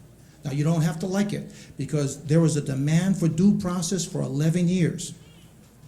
And everyone who's against it had the opportunity and did testify. And that evidence was taken, and a conclusion was reached, and then that went up on appeal to the Supreme Court, which finally ruled the permits are legal. Heather, I don't want you to put words in the protesters' mouths or the Kia'i's mouth. I mean, I hope one day we have a panel and they come here and we can have this discussion directly. But to the extent that I think you've had the most in-depth discussions with Kia'i, and I think Tyler, I mean, maybe all of you, what is their plan for Mauna Kea? And I mean, they is a bit of a strong word, but is there, give a spectrum even of what people want, what the long-term idea is. Is there something else for Mauna Kea that is acceptable? Is there a compromise position? Is there something else that's better than billions of dollars of investment in research money and scholarships and $1 million a year and $1 million from RAND, $800,000 supporting Mauna Kea management specifically, plus another $1 million in workforce training that the Kia'i are offering to us? You're putting me in a tough spot. Sorry, I know. Wait, is this open to? Oh, are you guys into Heather? No, Makana, she doesn't want to go right now, so No, you no, go. no. for Sorry, it. so no. I just wasn't sure. It was quiet. Did you want to do it? No. No, there you go. I'll go after. Yeah, go ahead. You got it first, Makana. Go. Yeah. Well, you coming with me too on this one. So when Tyler and I went up to Mauna Kea, right, we spent time at the access road. And obviously honor whatever commitments you have to have a conversation. You know, I'm not sure to what extent conversations are had in private. I don't want to violate. No, anything, yeah. I know what to keep to myself, but I think there's some stuff that was public because it was set in the open air for Poleahu and all of us to hear. So I'm gonna say that. But yeah. So first off, I think they is very strong because right, just with my own ohana, my own friends, all the way down to like Antipuadem, some of the other really diehard Kia'is up there. I kind of put them on a spectrum. I wouldn't say it's really binary. I wouldn't say there's even discrete ways that people have, or discrete plan sets that people have for the Mauna. I really say it's a spectrum because you have some people who say, get rid of some of the decommissioned telescopes now before TMT goes up. You got some people who say, leave everything up, fix the decommissioned telescopes. Then you got people who say, get everything off, poof, go back to the days before like colonialism and put back the pu'u mana mana, right? Do Hawaii astronomy the way Hawaiians did it before. I mean, and I'm just addressing, our conversations, right? The question was, what do some Kia'i want? That's what some Kia'i want. And then, so that's why I can't give you guys a direct answer. I can tell you the answers I've been told. And those are the answers. It's really a spectrum. So So you're saying this is like autism? Did you say autism? Yeah, he said autism. I mean, there is a spectrum for it. So yes, in the sense. Wait. Yeah, don't say that It's it's not. What? Just Jim just throwing it out there. Tyler, what do you? I'm saying, McConaughey, please don't say anything is like the autism spectrum. That's Well, I mean, no. Okay, mathematicians in here. It's a number line, right? 0 to 1. There's an infinite number of spots you can fill. That's all I'm saying. I've talked to a lot of people, and there's many, many perturbations and many fine deviations from a particular plan set that differs from another. Very similar, very different. You can go all the way down to the other line. What have you heard that's offered as an alternative to astronomy on Mauna Kea? And I guess let me couch it a little bit because you've given us some concept of it. But Yeah. what benefit do you see to what they've offered? I mean, in the Oh, sense that you've heard so- it, what is it? How do you make you feel? Like, what is your analysis of what they're offering? I mean, so again, this is weird because I'm not talking about, me personally. Yes, Yeah, I know. But we didn't get it. Yeah. Basically, a lot of what I hear is, we should definitely have astronomy, but not have it in their belief at the price of this mountain, and that instead, we should focus more on top of the indigenous knowledge systems and focus more on these types of programs. And I think that's great that we do support these, and I agree there should be more resources to those as well. But to me, STEM is so very important, and I think is so vital for our future and our culture as well, that given the opportunity, we shouldn't sacrifice this one. Malani, give Heather more time to think about what she's going to say eventually. So, to address your question, I do not think we here can speak on behalf of the Kia'i. And I believe that this is because from my experiences, I'm sorry to use they, but from my experiences, the Kia'i they are not in a place where they want to hold this conversation. And so we cannot find a resolution if, you can talk to someone, but that doesn't mean they're going to listen. And also the same for us too, both sides have this happening. And so I guess that is my plea, is that we can all find a way to listen to each other and to empathize with each other. As far as their vision for the Mauna, I believe that they see it as a way to reconcile with the wrongs that have been done to our people. Hold on, Jim. We're going to skip you. Heather? I think I'm just going to, hit on what Makana was talking about. There's a diversity of perspectives that I've encountered when talking about Mauna Kea. And yeah, it is not our place to comment for them. And so I think, because there is such a diversity of perspectives within that group, it's something that I don't think there's a single answer like what you're asking. Do you see a compromise short of arrest? In your feeling, honestly, I don't know. I'm still young. I like to think, I'm still kind of inexperienced with like this kind of thing happening. I mean, I yeah. find it interesting though. How do you define a compromise, right? Like, how do you define a compromise when it hasn't been addressed where the line is between right and wrong? If you know what I'm saying, and that goes back to the notion of this continuum of perspectives. I think, for example, right, there are telescopes that are going to be decommissioned that are come down. That moves this line of compromise, this right, wrong, into, that overlaps with some people's perspectives of what they want to see from Mauna Kea.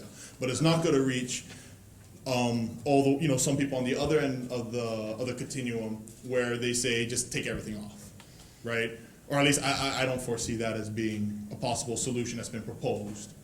So that's yeah. So the notion for me of a compromise, in my opinion, is ill-defined at the moment, simply because the quote-unquote sides, the boundary hasn't been well established, simply because of this continuum of visions, right? There's not one unanimous vision for what people want to see on Mauna Kea, right, amongst the Kia'i. So I think it's also important to highlight that, because removing TMT really doesn't solve the very root of the problem, you can't really compromise in that way. Because, at the end of the day, even if you take it off the table, that's not going to fix anything. Can I make a quick comment? Absolutely. So, I want to clarify that this continuum of different perspectives is not only on the side of the Kia'i. It's amongst all of us here in support of the telescope too. So, Jim? Since I am as old as all of you together, I was a part of movement politics. I was a part of Kaho'olawe. I was a part of Waihole Waikane. I was a part of people against Chinatown evictions.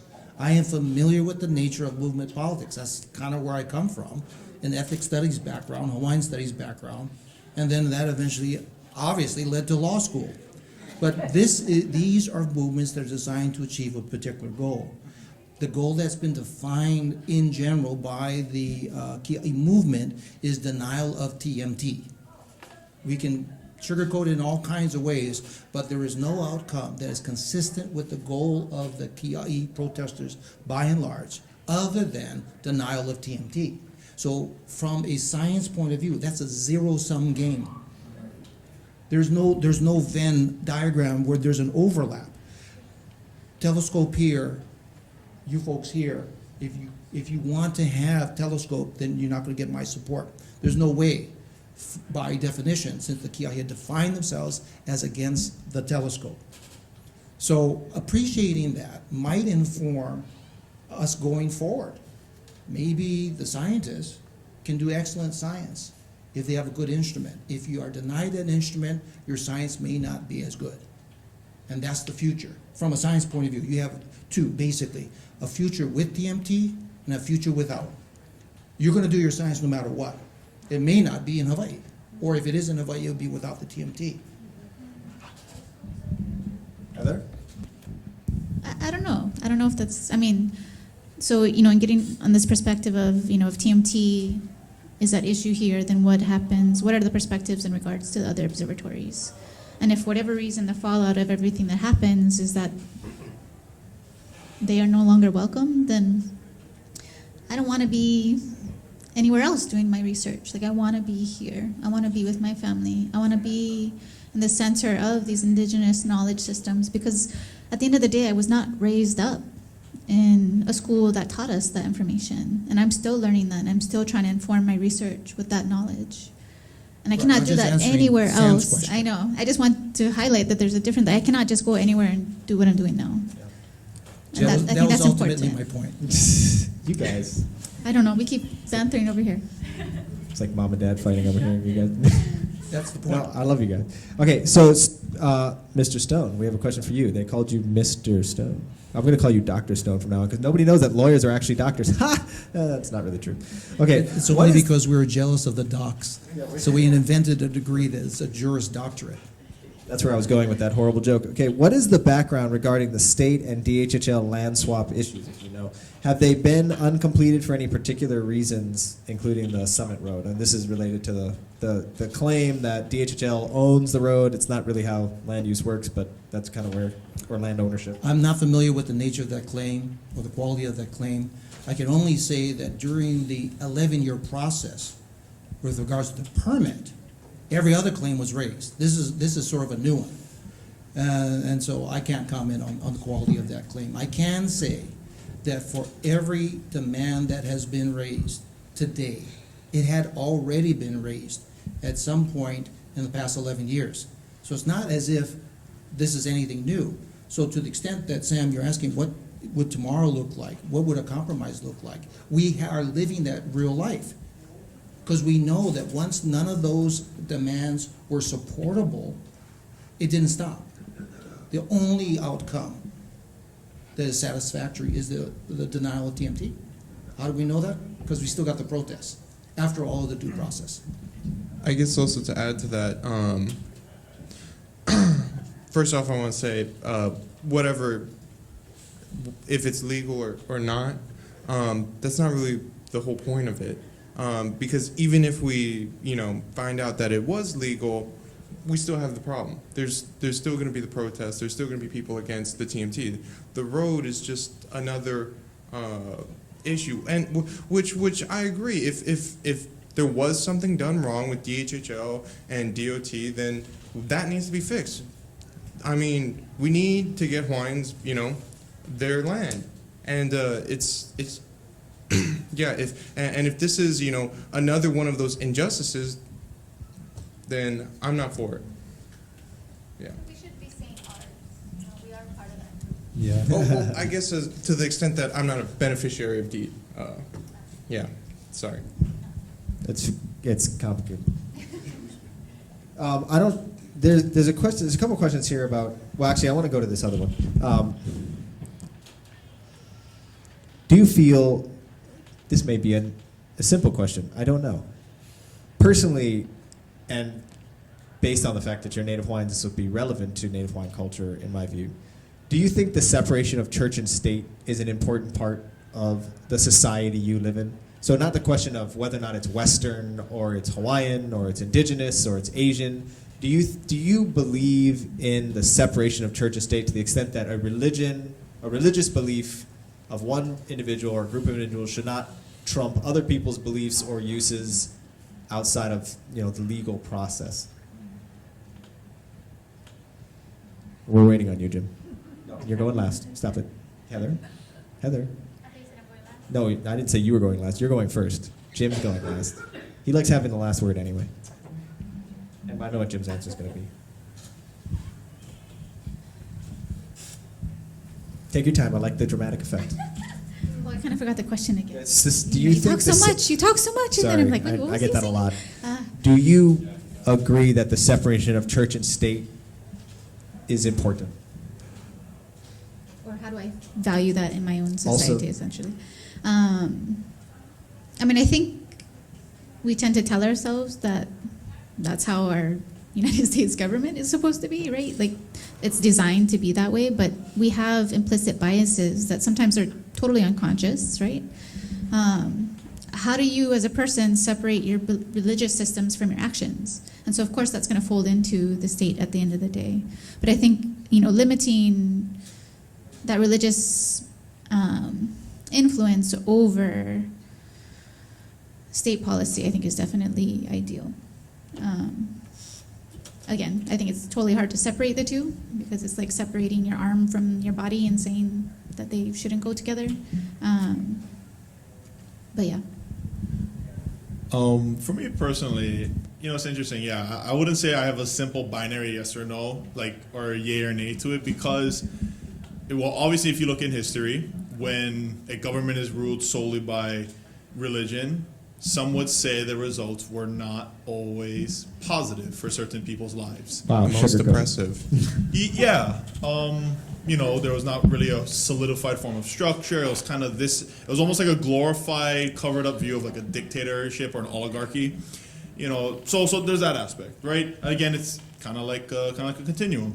But at the same time, I would say the notion of like spirituality and that extension of our physical body, I think it's important to have as human beings. Now, whether or not that should come into legal action and decision making, well, I think that's where it gets messy, right? Because I mean, I feel like we're going into a bit of a philosophical thing, but law itself is a development of human beings as well, just as our interpretation of reality, i.e., spirituality, religion. So how they mix, I think there can be a cohesive way for them to exist, but I also see if there's not the proper foregrounds or insurances, that there can be ways that it can spiral out, and we've seen that in history, right? I'm just basing this off of historical arguments. I would like to see that happen. I think in some ways our society right now is kind of like that, right? Churches have like some special privileges over certain lands, the churches, right? That kind of thing. But it's not to the extent where no one can be on this land. Like there's limitations again. So that's why I would say I think they can exist, personally. I think they cohesively can exist with range of push and pull between the two. That's just me though. So we'll see how this goes. So, in addressing this question, I say that we need to think of the objectives of state versus religious or spiritual aspects. The idea of the law is to, ensure the safety of everyone, that we can all get along. It prevents us from delving into chaos and anarchy. But the religious and spiritual side of things is extremely personal to each and every single person. So I don't think that either of those two should infringe on each other, I guess is what I'm trying to say. I don't think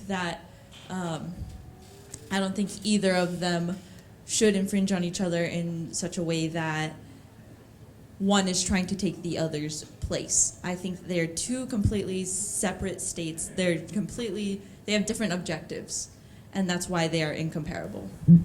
May I just, so what do we do in this situation then? When there's, a group of people who, a certain place is sacred, and it's so sacred that it should be left undisturbed by buildings and people. Should the law allow people to, keep it public, and in which case it is trampling on these people's belief, or should we say, okay, we respect these people's beliefs, and we're going to enforce it with the law by keeping people off of it? Jim? That's why we had 11 years of hearings. And what's particularly relevant for this discussion is that the TMT site and its vicinity were not used for traditional or customary Native Hawaiian practices. They were conducted elsewhere on Mauna Kea. And that's, depositing the piko, quarrying rock for the ko'i, collecting water from Lake Waiau.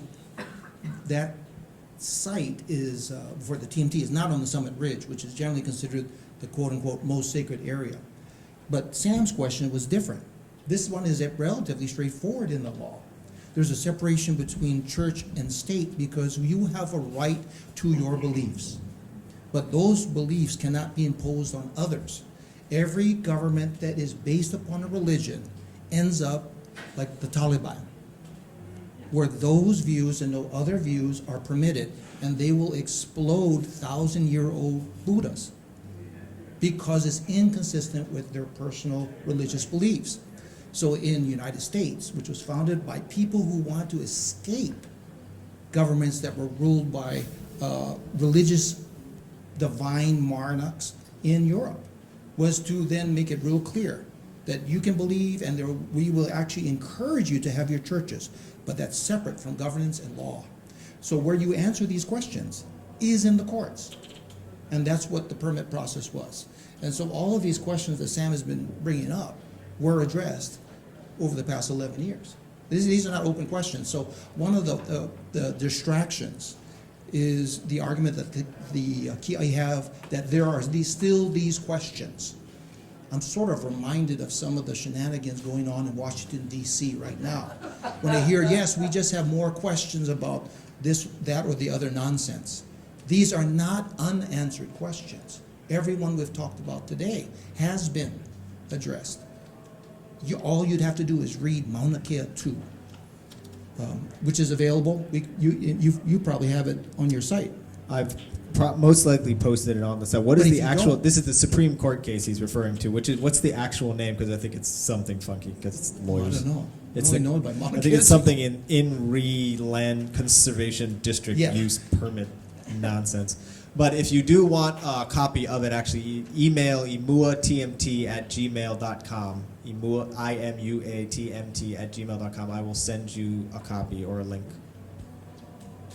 And it does explain exactly all of what Jim just said. I mean, it explains in detail that there are no cultural sites anywhere near the TMT site, or actually there's one I think like 100 feet away, but it's not going to be disturbed, and explains, and it even goes into the question of sovereignty and the question of whether or not Hawaii is part of this United States, and it covers that argument and moves on from it and says, yes, we've solved that issue. So it's a very interesting read if you have 7 hours. Might not take that long, but Also, so I do have a question. This is a question that I've actually been given a lot, and it's kind of like a lot of people feel like, given the 11-year process, et cetera, that they still don't agree with it, and it was wrong. How, if someone in this room right now just came to you and said, like, all those 11-year stuff was wrong, it wasn't done right, how would you respond to that? Well, first let me say how that's framed. For people who deny their own arguments over the past 11 years throughout the permitting process and the appellate process, ultimately what they resort to is insults. The most, well, the ones I can say publicly are coconut and donkey. So when you are resorting to insult, you have run out of argument. There's something called Hitchens' razor. I don't know if you're familiar with it, but it's sort of like Occam's razor. Occam's razor, the simplest answer is usually the most correct. Hitchens' razor, Chris Hitchens was a writer. His proposition was, if you make a statement or you take a position, you also have the duty to support it. So it's not my job to figure out why they say heva. It's not my job to figure out why that was raised and then disposed of, and why they can still raise it again and say heva. Heva means wrong if you don't speak Hawaiian.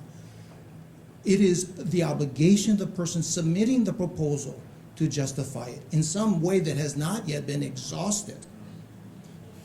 We will kill ourselves trying to chase this forever. That's the trap. So from a legal standpoint, it's very simple. You're entitled to your beliefs, but those beliefs cannot be imposed on others. If your position is based upon a personal religious belief, then it is personal by its nature. And religious is not legal. It is religious, and there's a realm for that, but not in the legal system. we are at 4:02, so I want to respect everybody's time. I want to thank everybody for coming and sitting here. I want to give the panelists, one last thought it's always, if you need some place to address it, to like kids that may eventually watch this, or to SACNES, because I just love beating up on SACNES, because what were you guys thinking? But the fact that, or to the community, or to the, astronomers, or to the Kia'i, or anybody, and just what are your final closing thoughts on this? Makana, we'll just come down the line. I think, all in all, like I said earlier about the silver lining, I think that there is some good to this. I think it's brought awareness globally, right? But all in all, at the end of the day, for me personally, my view, and I think I came at this with an open mind. I think I went through the journey. I did some self-discovery, and I asked myself, is this right? And for me, I said it's still yes. I truly believe that this thing is going to help perpetuate our culture and who we are as Hawaiians, right? Not just the blood, but the mind and the heart too, yeah? So for me, I still think this is Pono, and I think, us coming up here and doing this, and for those who can't come out openly and say it, you know, we just want to say thank you for your silent support.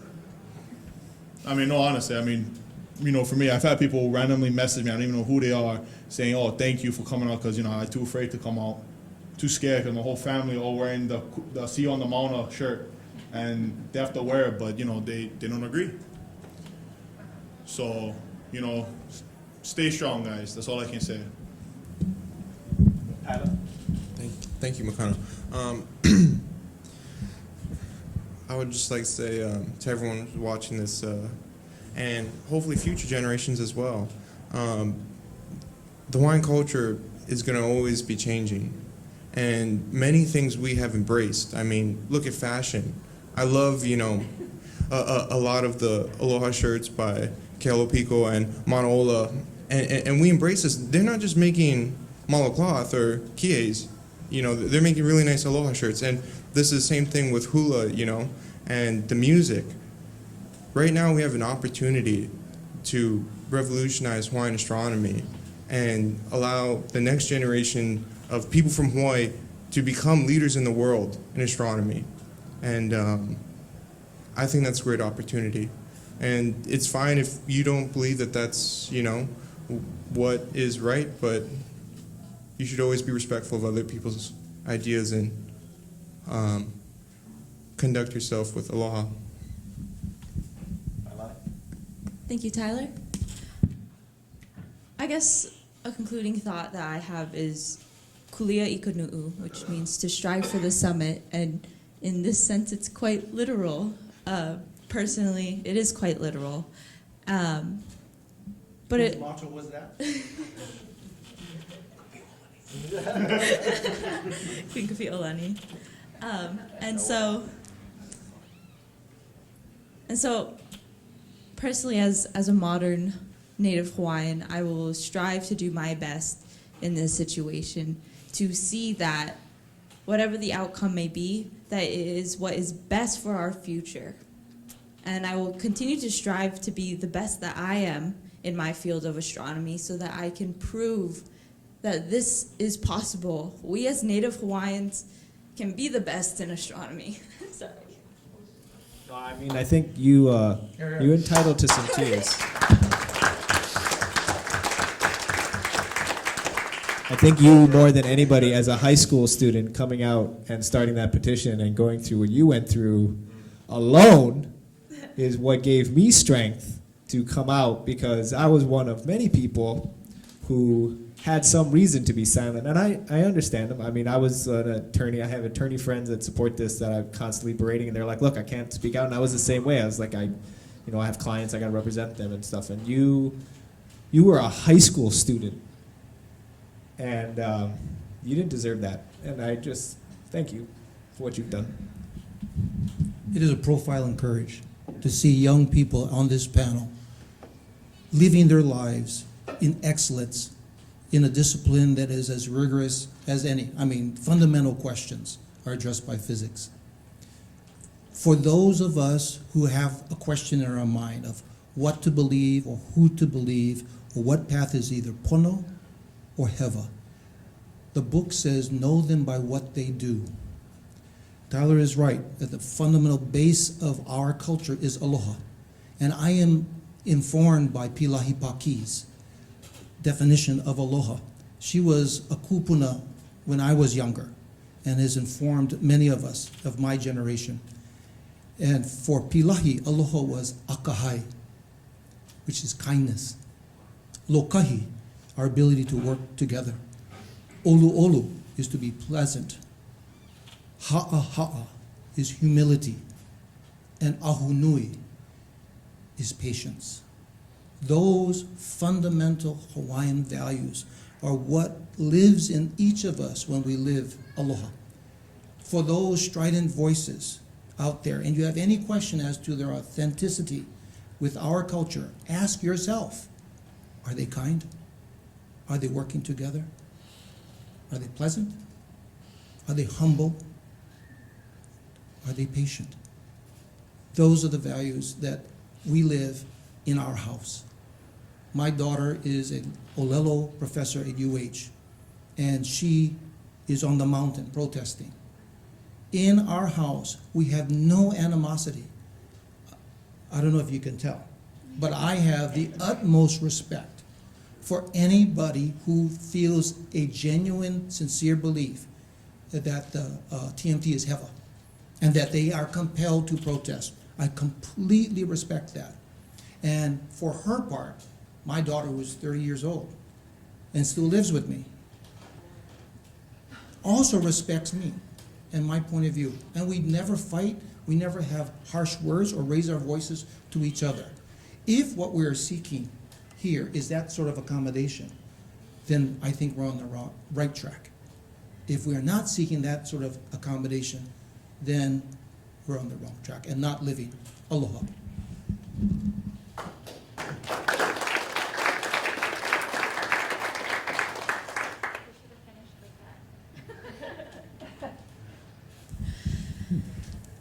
I think talking about lokahi, and that was like one of the 4 that we were taught in Pahoa as na'ali'i.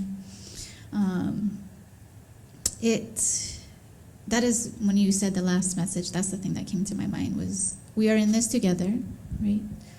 There's no us versus them. At the end of the day, these aren't invisible people. We have to talk with each other. We have to learn how to have these conversations. We have to respect each other's beliefs. And we may disagree. And I give you credit for not arguing. I've done a lot of arguing at home. But, we come together, we find peace, we make resolution. If we don't stay together as a community, then we cannot move forward. And I think that's, for me, the most important thing out of this, is how do we respect each other? How do we move forward? How do we lift each other up? So yeah. I just want to say in closing, if, for people that find the sentiments expressed here to be persuasive, the best place I can suggest going is to Mailani's petition at gopetition.com. You search for Mailani Neal, we support TMT, it'll come up, please sign it. If you signed it before, you won't be able to sign it again, but please sign it. We'll get your email, we'll contact you, we'll send out more information. To the Kia'i, if they're watching or if they're here, please, contact me at imuatmt@gmail.com, and we can organize another panel discussion, or please invite, me or us or anybody here. I can try and coordinate it. Please let me know. Otherwise, I just want to say mahalo to our panelists, and please give them a round of applause, and thank you all for coming too.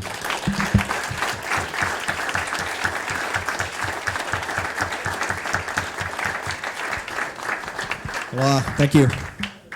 Oh wait, can we thank the technicians too? Because if Also, I'm not thank you mistaken, to the all you guys, right? You all work on the telescope.